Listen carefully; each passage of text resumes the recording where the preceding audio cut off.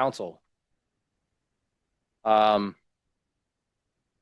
Previously, I was given direction by council in light of the fact that we have RCW 9A 42-100 on the books here in the state of Washington that creates a Class B felony for the reckless endangerment of a child by controlled substance, but 9A 42-100 only pertains specifically to methamphetamine and its derivatives or substances used in the creation of methamphetamine.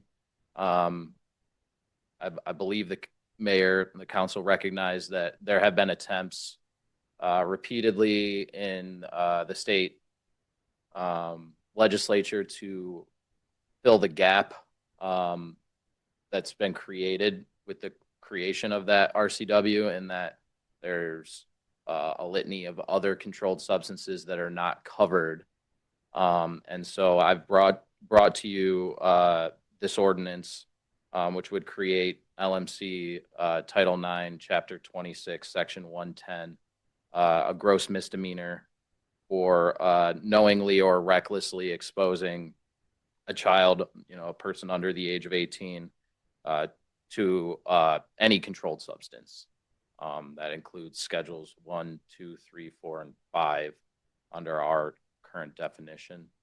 Aren't those covered by an RCW also somewhere?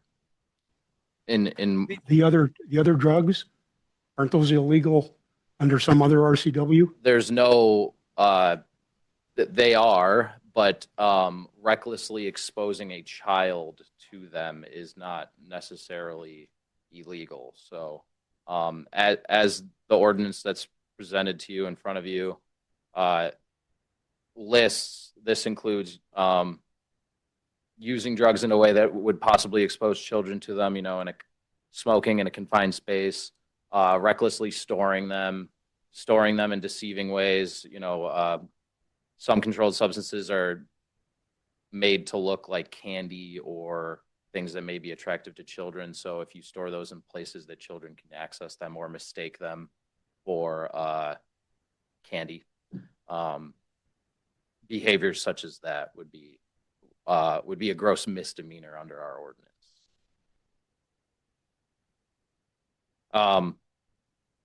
The ordinance is modeled off of Everett's. I believe in March they passed an ordinance effectively regulating the same conduct.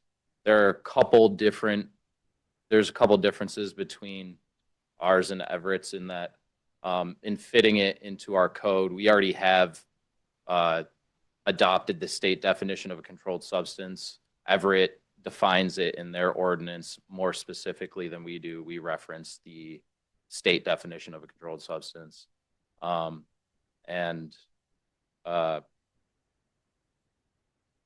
Beyond that, it's drafted with the hope that one day the state legislature will come around and expand their statute to include all controlled substances. If that comes to pass, this will no longer be in effect. So it's really a stopgap to fill the void, so to speak.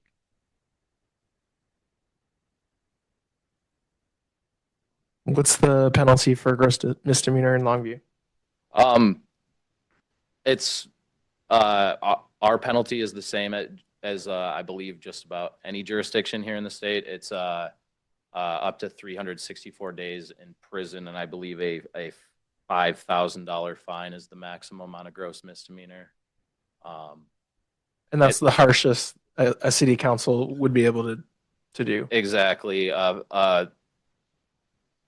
Humble municipalities such as ours do not have the power to pass felonies. So this is the harshest criminal penalty that we can impose through council. Any other clarifying questions, council? All right, we'll move on to the public comments portion of this public hearing. Is there anyone in the audience wishing to speak tonight on this public hearing?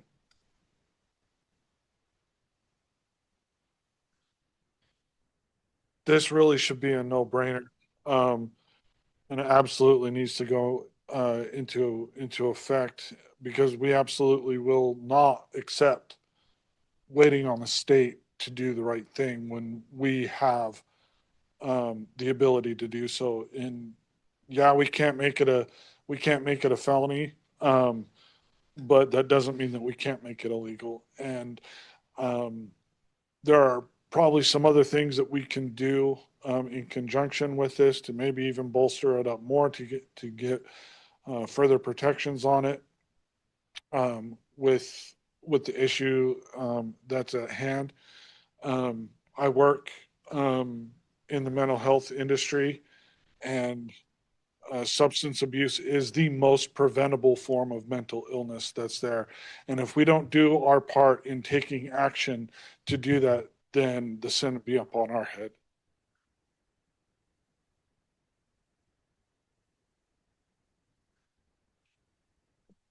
Yes, please come forward.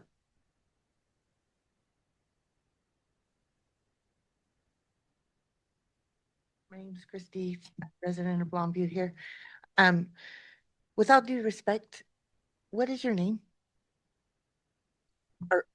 I'll answer that. I won't be answering Oh, directly further questions. My name is James Goodman. I'm a senior assistant city attorney with the city of Longview. gotcha. Okay, not your name, but city attorney, assistant city attorney. I'm just a little bit confused. I thought I had read before where this is going to be fentanyl explicitly, because fentanyl isn't, like you said, it's just for the methamphetamine. I don't know. I work with the state on a lot of different RCWs and whatnot, and it does seem odd that it's not covered already, but maybe it's just for specific coming on. And I didn't mean to offend you. I didn't know if you were from state or county. So yeah, and of course, to put it into place to try and save them, but that's all. Thank you. Thank you. Is there anyone else wishing to comment tonight? Just in support of what you're talking about. One of the things I've done was to hold newborn babies born to addicted mothers. It's a terrible thing for a baby to come into this world addicted. So I'm fully in favor of anything we can do to shut that down. Thank you. Is there anyone else in the audience?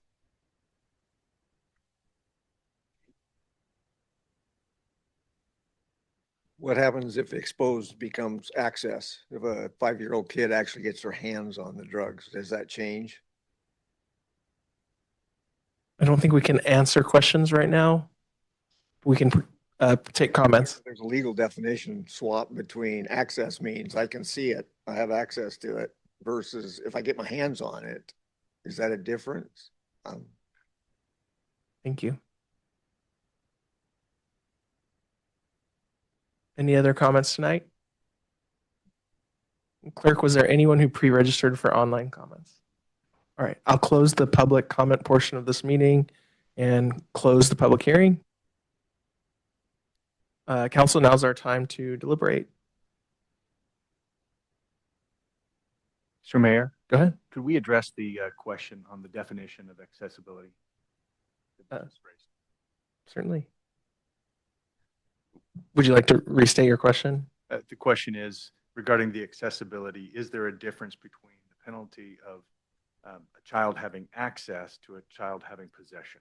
So one of the elements of the ordinance is exposure, which includes, let me read it.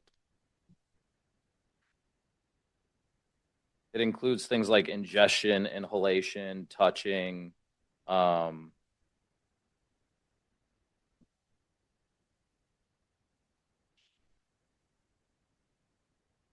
so that is a necessary element for proving a violation of this law is exposure. Things like accessibility would be used as evidence that the child had been exposed. You know, there's a call of a child being intoxicated, I think would be, for lack of a better term. And, you know, at the scene, it's discovered that controlled substances were left on a table, in a low cupboard, in a place where a child can access them, and the child is showing signs of being exposed, or there's further proof or toxicology results that prove that they have been exposed, that access would be used as evidence of the exposure. Thank you for expounding on that. I'd like to make a motion to adopt ordinance 3579. Second. I hope you allow me to speak toward my motion. Thank you so much for the work, Attorney Goodman and Attorney Archer, and anyone else on staff who helped make this happen. Did have a question for Chief. I know certain police departments allow drug take back. Is that something our constituents can come to our police stations, either one or just one of them, and drop off controlled substances? Yeah, we have, when our business offices are open Monday through Thursday, 8 a.m. to 4 p.m., we have the drug take back. And then twice a year, we participate in the National Drug Take Back Day. We have several events. We used to have them at the police department, but now our last location in the spring, one was at Walgreens and the other one was at Walmart at 38th and Ocean Beach. And is that only at our main police station or the satellite as well? Satellite office too when it's open. All right. But the main station is probably the best option. And there's several different locations. I think most of the law enforcement agencies in Cowlitz County have those. And I think there's a couple other businesses in town that have the drug take back locations too. Thank you. I do want to mention, like you said, our local state 19th legislative district representatives try every year to address this gap, and so far it hasn't had much progress. So this is a good stopgap until things change at the state level. So I'm full support of this ordinance and urge council's adoption. Is there any other comments to the motion? Mr. Mayor, Go ahead.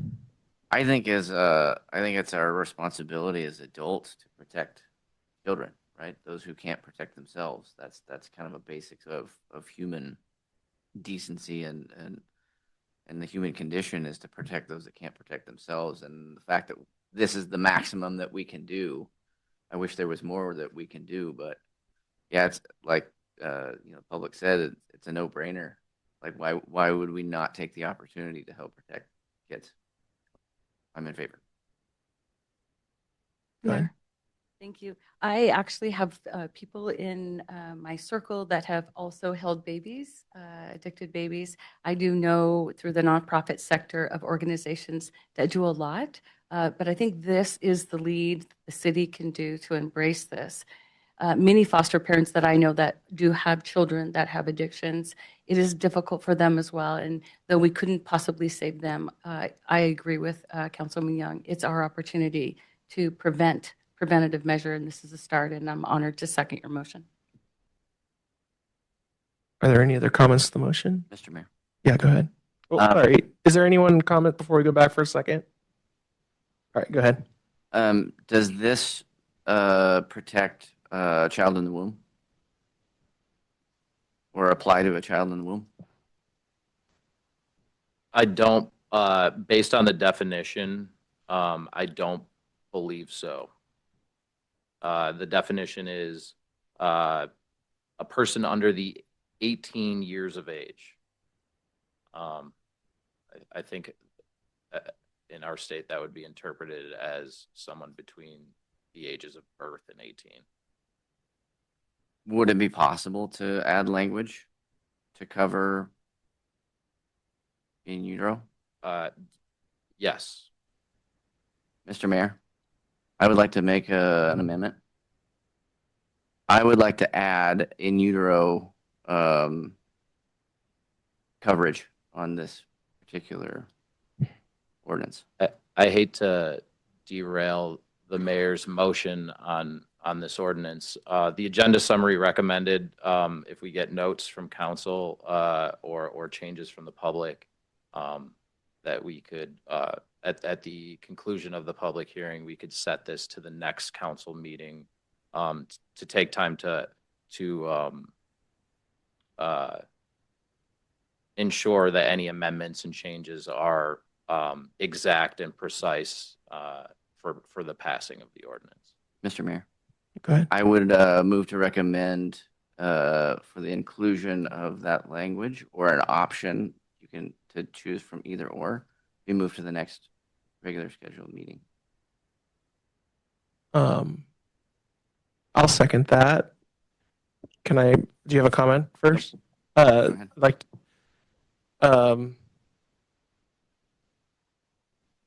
is that enough time to vet everything? Yes. Okay. Any other comments to the amendment to the motion? Yeah, go ahead. What do we know about the conversation that they've had at the state legislative level that has delayed this? This just kind of seems like a complication. You know, we have a nice, clean,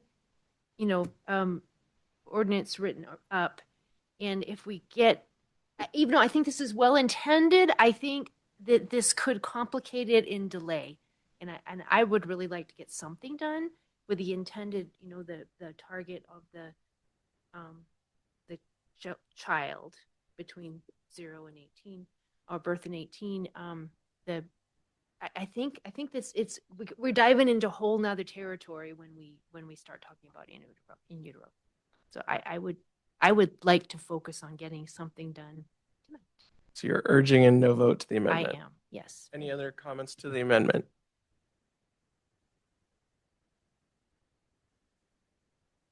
All right. Are we clear what we're voting on? Mayor Halverson, did I Yeah. hear clearly, though, that he could have this recommended for us to present in just 2 weeks? Yeah, the next council meeting, Next- yes. Okay. I agree with Councilman Young. I would like to see that. I think 2 weeks is a pretty short turnaround for something so serious. Thank you. Mayor Halverson, Yeah, go ahead. I'll agree with that.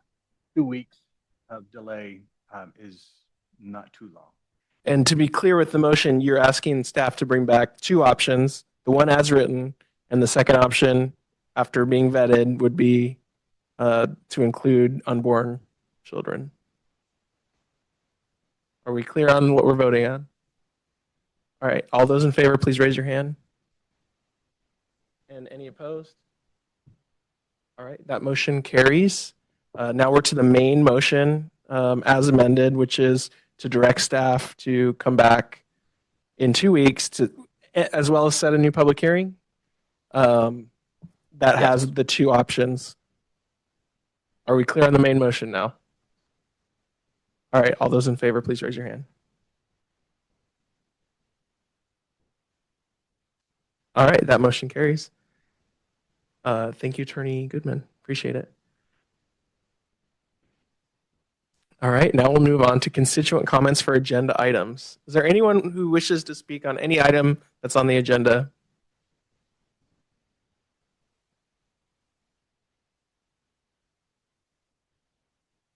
My name is George Robertson, and I'm a member of the Fish Board of Cowlitz County. I'd like to recommend that you approve Resolution 2631, transferring 50 air conditioning units from Hope Village to Fish of Cowlitz County. When Hope Village started up, I went down to Walmart and bought the first air conditioning unit and took it down to Hope Village to a friend that I had worked there, Holly Hillman. She got a city employee to install it. And once we knew that the installation was easy and that it cooled the unit to the proper temperature, then I went back to the Fish Board and made a motion that we buy the additional 49 air conditioning units, which we did. And so now there are plenty of low-income people that need air conditioning during the summer. And Fish is going to work closely with Love Inc. to find those low-income people and get the air conditioning units into their houses. So I'd really appreciate it if you would approve that resolution. Thank you. Thank you.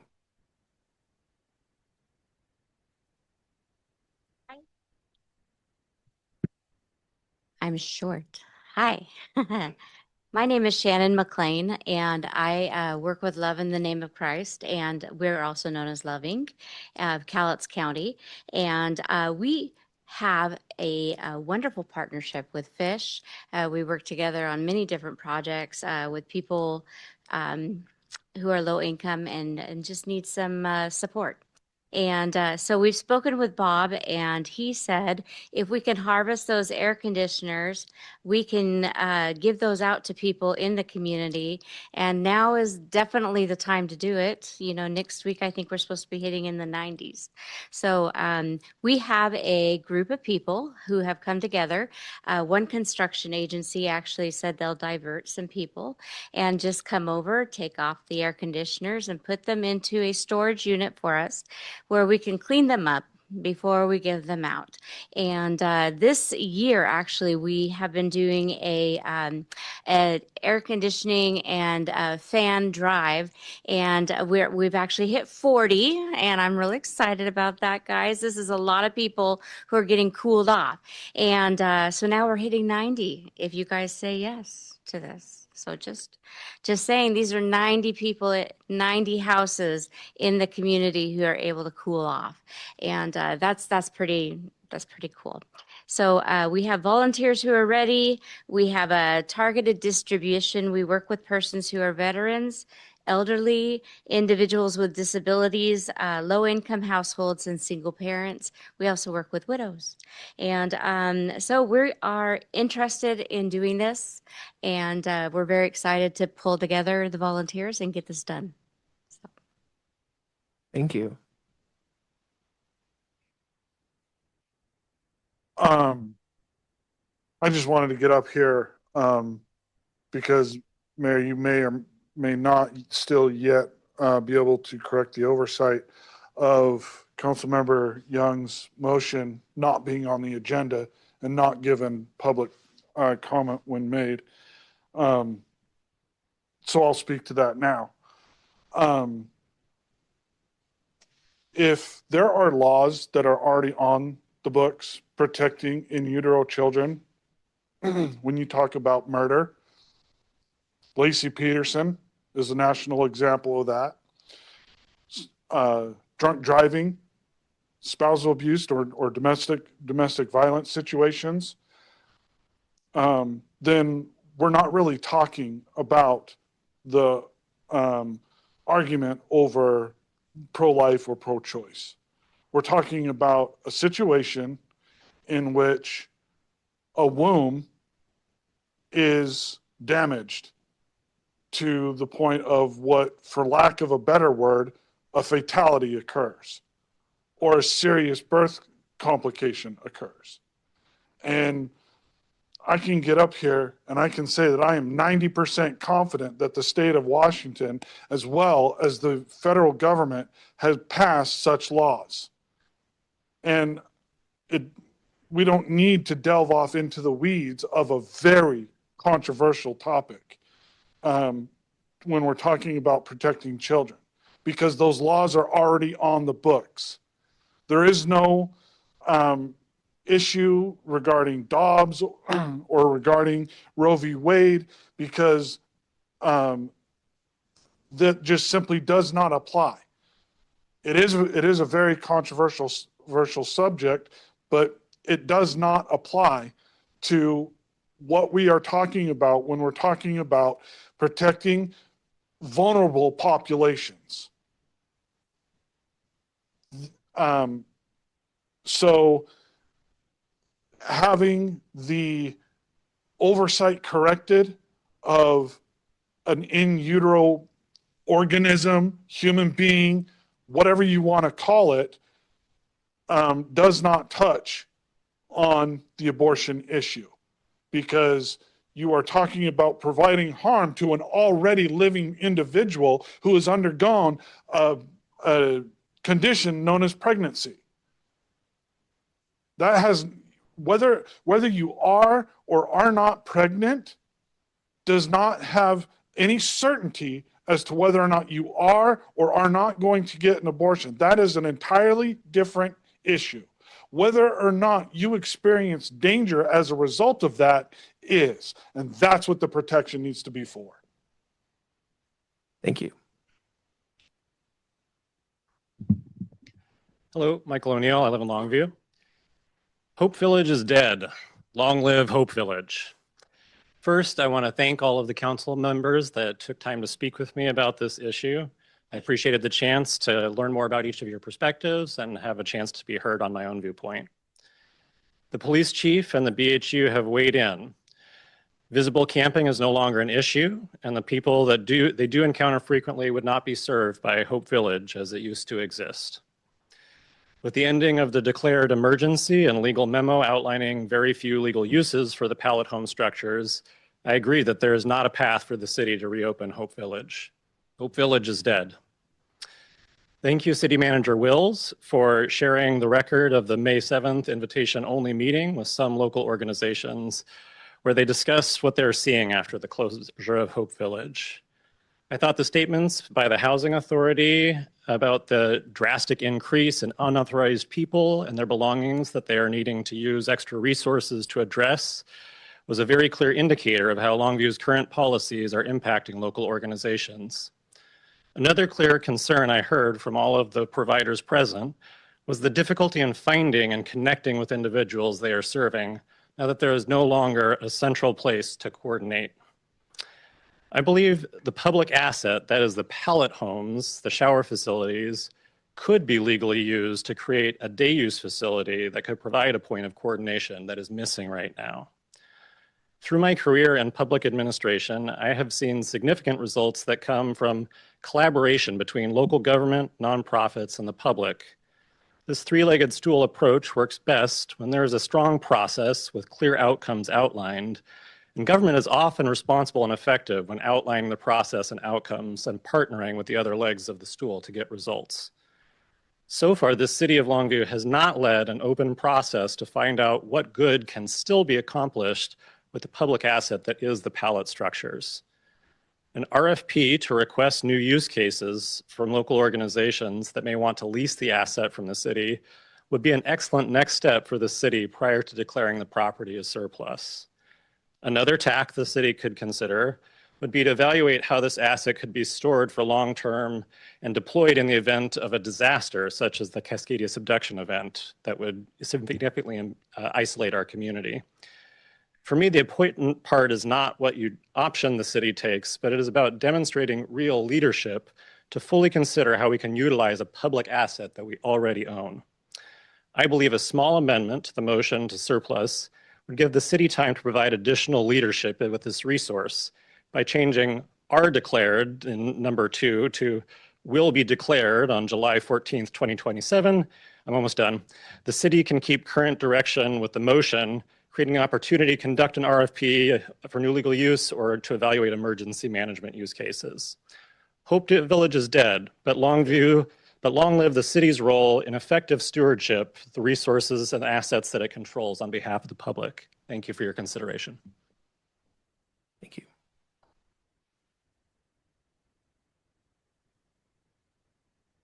Mine is just to educate me. We're going with the billings for the city of water, with the water to every month, 12 instead of 6. What was the reasoning behind that? Because to me, I think it's got to charge, or we got to mail them, so there's some kind of a mailing for about 80,000. You got to have paper, got to have envelopes. What are we saving by going to billings every month? Just that I won't see my bill and say, oh my God, I can't believe that much. But I still got to pay the same. I'd sure like an answer. Thank you. Is there anyone else wishing to speak tonight? All right, we will close our constituent comments for agenda items portion. We have an executive session that we've added to the agenda now. I will say, they asked for 5, I'm gonna do 10, so I'm gonna do 15, so we have a built-in break afterwards. So the council will now move into executive session to discuss with legal counsel representing the city matters related to legal risk of a proposed action or current practice pursuant to RCW 42.30.110, Section 1, subsection 3. The executive session will last for 15 minutes, and we will reconvene at this chamber at 8:17. The council will be taking action afterwards. Thank you.